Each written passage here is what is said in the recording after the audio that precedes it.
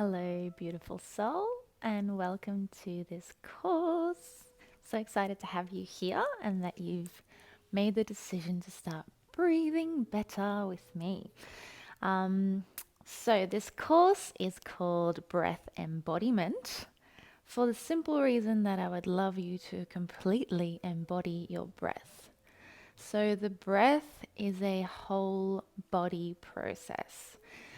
A lot of people think the breath ends in the lungs. It's just the lungs going out and in. But actually, it's your whole body that needs to be open and in a state of surrender for you to be able to fully breathe to your maximum capacity and to your most peaceful and effective functioning capacity. This course will be half educational and half interactive. So I'll try to teach you as much as possible about your own body and how your breath works. Because I want to empower you to be able to actually understand what I'm telling you by embodying it yourself. So it's not just knowledge that I'm throwing at you and you just go, okay, I get it, and then you forget. We're going to get the knowledge and turn it into wisdom by embodying it with practice.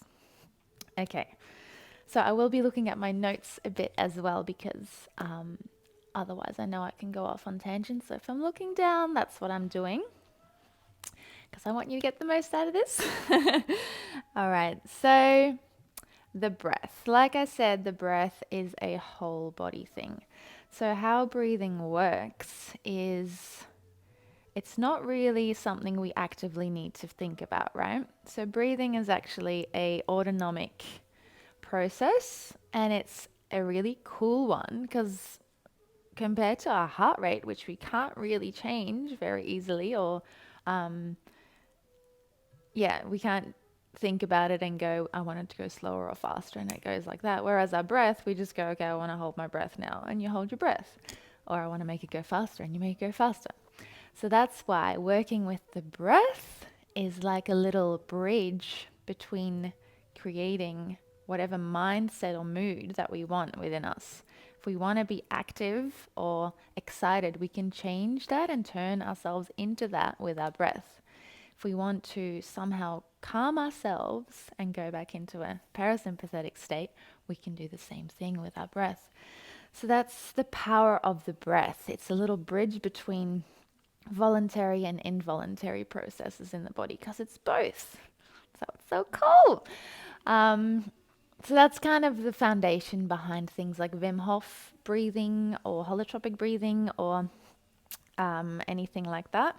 You're changing, so the outcomes with that are usually reduced inflammation or better immune response or being able to control your immune response in a way. So the way we do that is basically when we inhale, on inhaling, that's a sympathetic, it creates a sympathetic response in the body. So what that means is in our nervous system, we have a sympathetic side and we have a parasympathetic side. So there's basically just a duality in your nervous system, which means one side makes everything more active and makes us geared up to run away and be able to survive if a tiger comes and attacks us. So that's the fight and flight, is the sympathetic part. Then we have the other side, which is the parasympathetic side, which is the side which allows everything to slow down, where we can rest, where we can digest, where we can heal. So our heart rate goes down, our breathing goes up. It's kind of just two opposites of our nervous system, our sympathetic and our parasympathetic. So when we breathe, there's a balance between those always. So breathing in creates a sympathetic response. Breathing out creates a slight parasympathetic response. So it's very subtle. We're constantly in balance in our bodies. Yeah. Constantly like, we're always changing. So it's the same with the breath. So the way we can kind of hack our immune system, like one way is to increase our exhalation, right? If we want to increase our parasympathetic rest and digest, relaxed response, we can increase our exhale. So that's a very easy thing to do. It's you can just breathe in for 4 seconds, breathe out for 4 seconds. And once you get that, breathe in for 4 seconds, breathe out for 6 seconds. Breathe in for 4, breathe out for 8, okay? So that's a little hack.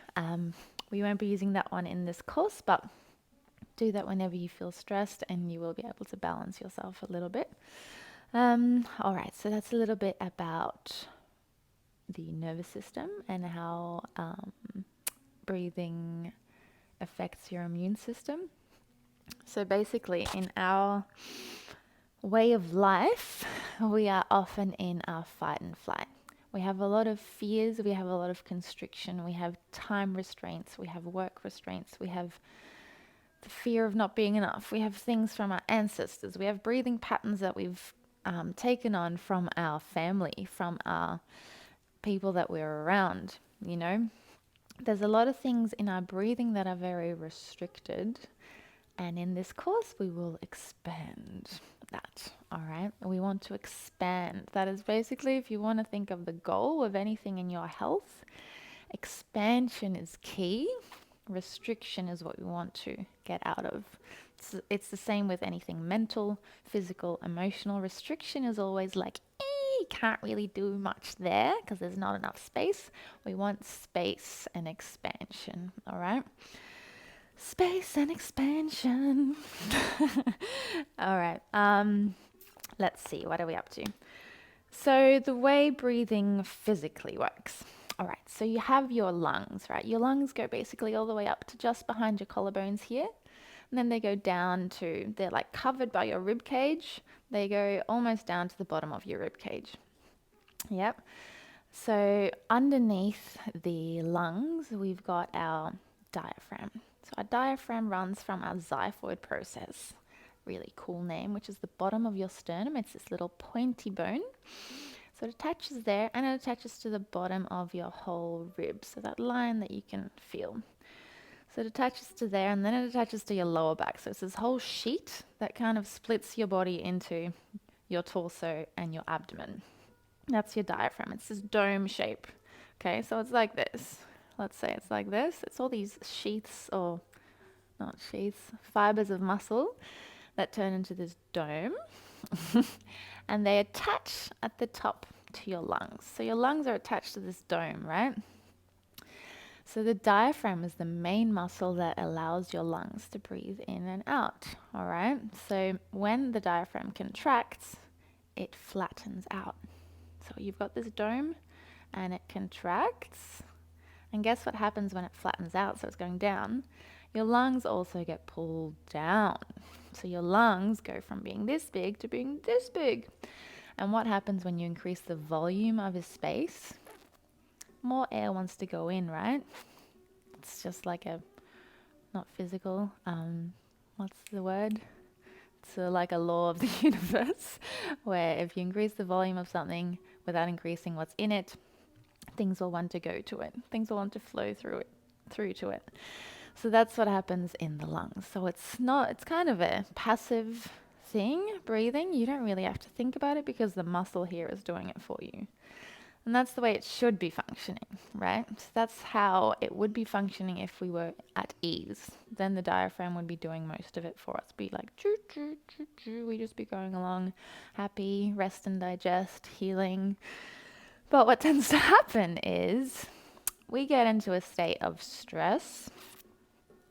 We get into a state of, oh, and then we start recruiting other muscles in the body to help with that, okay?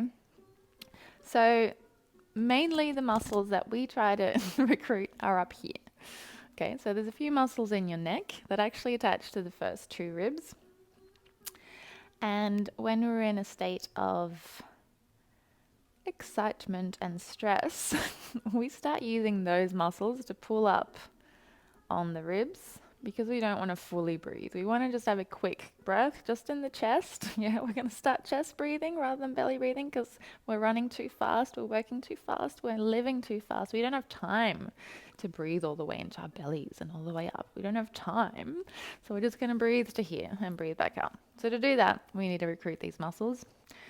And what I see a lot as an osteo, these muscles get tight People get tight shoulders. People get symptoms of this whole area being too tight, and then you get tingling down the arms. You get edema. You get increased heart rate.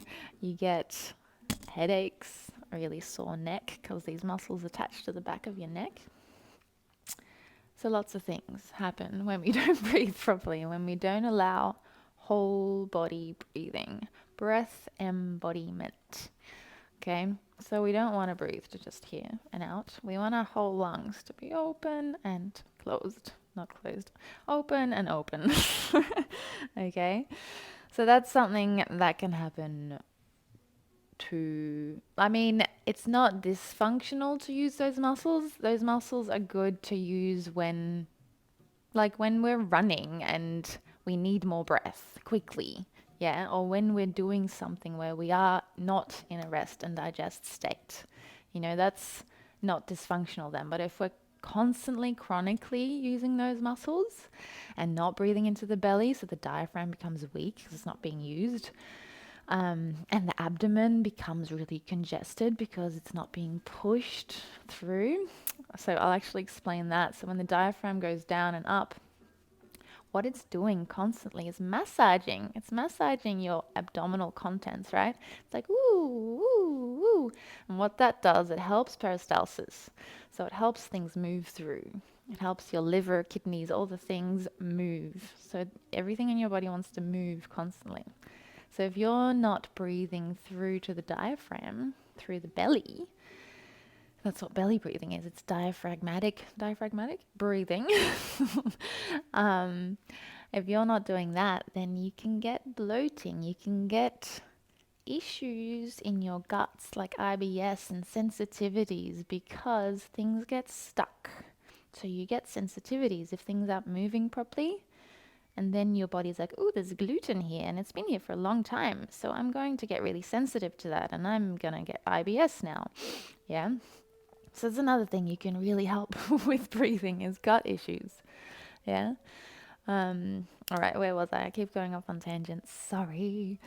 So yeah, this dysfunctional pattern of breathing is very common. Another one is where we start mouth breathing. Okay. So the reason we want to breathe through our noses is because when you breathe through your nose, firstly you get nitric oxide released, which we'll go into in another video.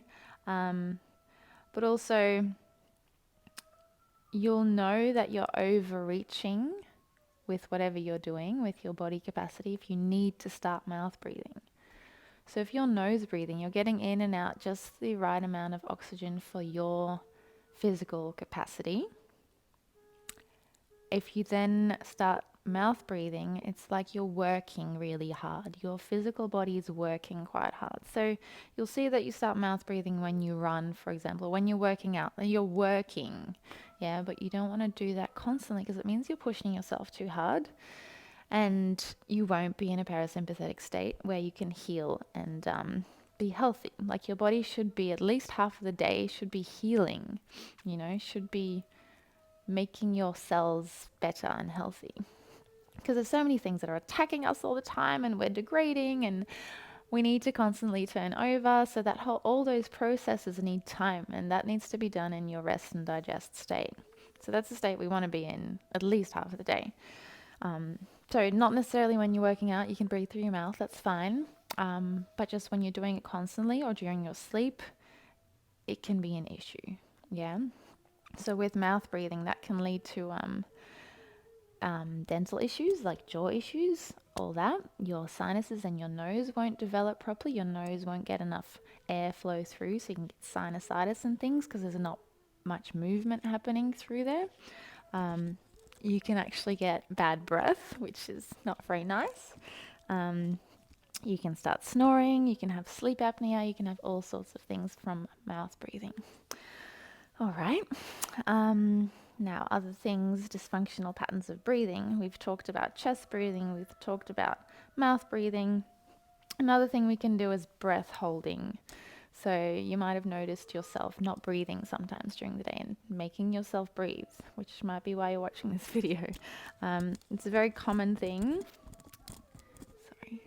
Sorry. It's another thing we do when we're stressed. Okay, when we're stressed, we're holding tension. We're holding the fear of whatever it is we're stressed about. We don't want to breathe through it and let it go. Don't know why we do that, but we want to be in control, so we hold our breath. We don't want to go with the flow of life because that's scary sometimes. So we're holding on to the breath as a sense of control. Yeah.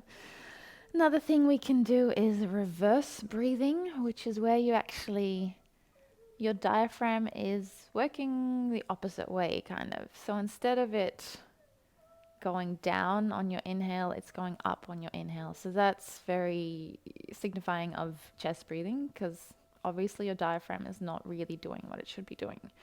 So that happens quite a bit as well. It just shows you've been chronically chest breathing, basically, most of the time. Yeah, another thing we can do is overbreathe, where we want more and more of life. Another sense of control in a way. We're like, I need to breathe all the time because I can't be okay on my own without the breath. So it's another sense of like, I need a lot from life. I need to hold on to something, and that something I'm going to hold on to is the breath. Okay, so you can see as I'm talking that a lot of stuff about the breath has to do with your emotional and mental state. That's why it's so important. It's so cool to work with, because it's not just going to affect you physically. Your breath literally affects everything. Like if you imagine how you were breathing, how you're feeling in a state of expanded happiness and joy, like think back to when you were really happy for the last time. You probably would have just been breathing quite deep, slow. Everything is just like fluid and expanded in you. You know, nothing's contracted. Whereas think back to the last time you were triggered, stressed, scared.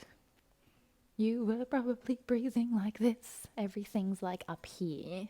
You know, you're contracted, so your breath can't go through because there's literally so much muscular resistance everywhere because you're like, eh. Yeah. So in a state of expansion and love and joy, your breath goes through all the way to your pelvic floor and back up. In a state of fear or whatever negative emotion, you will be tense, and your breath might only reach to here, you know, or it's going to have a very hard time. Or you're going to have to breathe really fast to get the same amount of breath in. Okay. So that's a little bit about breathing dysfunction and kind of an introduction into why it's so important to retrain your body. So that's what we're going to do. We're going to retrain you. Retrain you to be able to just breathe in the right sequence. So what we'll do is, this whole course is divided into a few parts. So the first one, and very important, is to release. We're going to release the muscles and the things that you've been overusing. Yeah. So firstly, we'll start off with getting you into a parasympathetic state.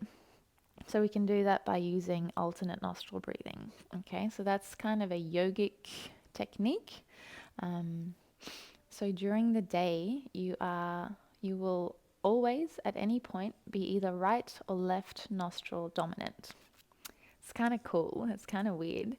So what the yogis say is that when you're right nostril dominant, you are in a more active and like not fight or flight necessarily, but in a more doing mode.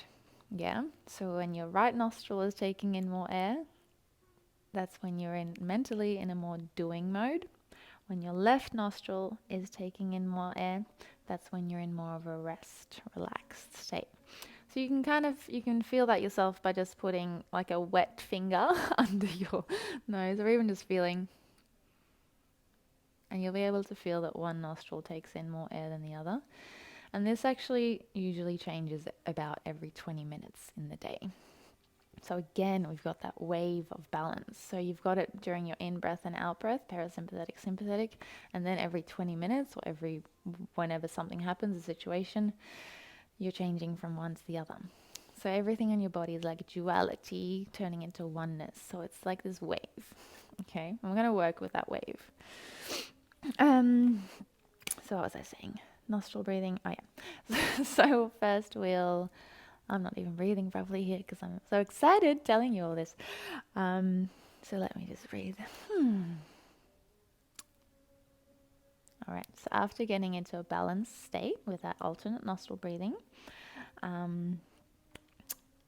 we will then release the muscles of the body and of respiration being breathing, from the top to the bottom. So in this release part, we will work from the top to the bottom. So first we're working with the nose, then we might work with the mouth, the vocal cords, we're going to work with the shoulders, chest, ribs, diaphragm, belly, core, and your pelvic floor.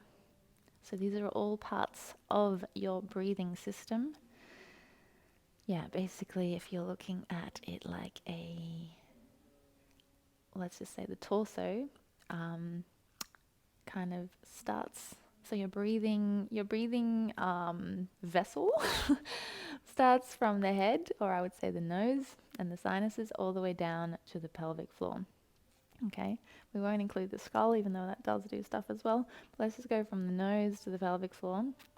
So we're going to increase the wave and the flow from the nose all the way down to the pelvic floor. Yeah. The pelvic floor is not something you would probably think of in breathing, but very, very important too, as it needs to relax. Just like the diaphragm, it works similarly, so it's going up and down at the same time. Wait, so we're like this.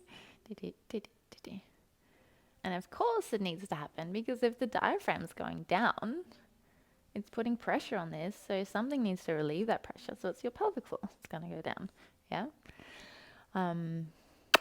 Yeah, and then your pelvic floor helps on your exhalation as well, because it's going to contract a little bit so that there's more pressure, so that your diaphragm goes up, so that the breath goes out. And then you have that flow through your abdomen, you have the flow through your chest, and the lungs are like helping your heart pump.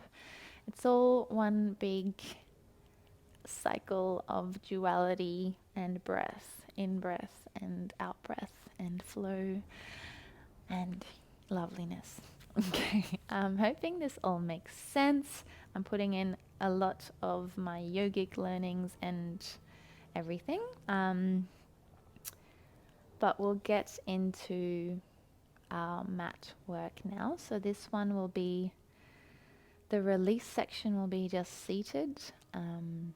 It'll be quite simple physically, but it might just take some retraining of the brain to change your habits. Okay, so all you really need is somewhere to sit and wear something nice and loose. So ever since I basically started breathing training and yoga, I haven't really worn anything anymore that's tight, because I notice that it changes my breathing and it makes me restricted. Okay, so if you want to be at ease and be able to breathe properly, you need to be wearing something that's nice and loose. So I'm wearing quite loose pants, loose top, so I can breathe. Because your body is this, go away fly, your body is a system that's constantly moving. It's like a wave, yeah? And if you imagine a wave like the ocean and you're going to contain that, it's not going to be able to do it. The waves aren't going to go anywhere. It's just going to be a little thing of water, you know? It's not going to be like this.